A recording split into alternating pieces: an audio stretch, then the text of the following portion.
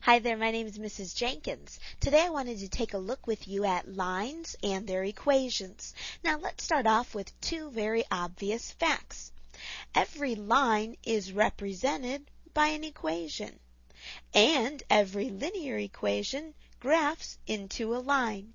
So the conclusion we can draw from those two facts is that an equation and a line can tell us things about the other.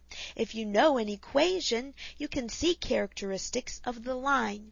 If you have a line, then you'll be able to determine what the equation will be.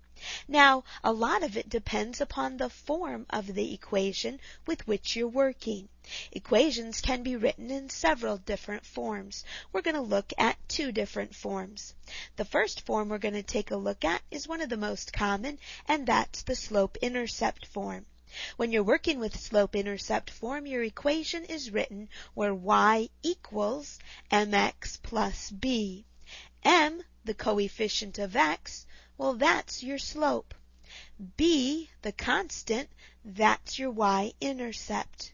So knowing that, then what would be the slope of this equation? 3x plus y equals negative 2. I want you to look through that and see if you can find what the slope would be. Then answer A, B, or C at the bottom of the screen.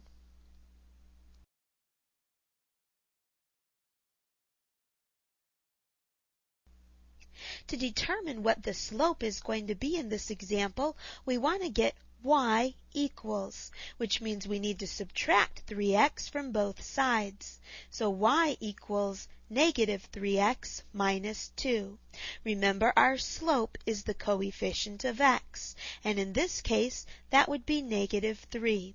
So negative 3 would be the slope of this line. That's looking at the equation and being able to tell a little something about the line. Now let's look at a second form. This form is called the point-slope form. It looks like this: y minus y sub 1, which will be a value, equals m times x minus x sub 1, and x sub 1 will be another value.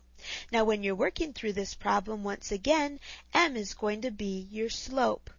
However, we're also going to have two values here, x1 and y1, and that's the point on your line. That's why it's called point-slope form. Now, I'm going to give you some information about a line, and I want you to write the equation. Now remember, point-slope form, y minus y1 equals m times x minus x1. And we're going to look at an example where our slope is 2 and it goes through the point negative 1, 3. See if you can write that equation, and when you're done, just click continue.